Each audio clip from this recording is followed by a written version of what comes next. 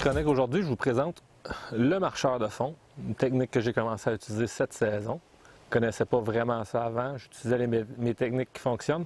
Sauf qu'il y a des jours, ça ne fonctionne pas, puis le bateau à côté de moi, il est empoigné avec ça. Alors j'ai décidé de l'utiliser, ça fonctionnait très bien. Alors ce qu'on a, c'est un poids. Moi j'utilise un once, dépendamment de la vitesse que vous allez, de la profondeur. Vous pouvez prendre un poids plus gros ou moins gros.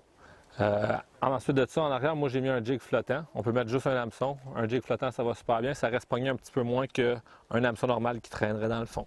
Alors la technique, marcheur de fond marche dans le fond. On le traîne dans le fond très lentement, soit trop lent, soit avec le vent. Il faut que ça soit super lentement. Puis on a notre jig qui suit en arrière, il n'y a pas le choix, il est accroché là. Moi je mets tout le temps une sangsue. Vous pouvez l'essayer avec un verre. Moi c'est tout le temps, je pèse tout le temps la sangsue.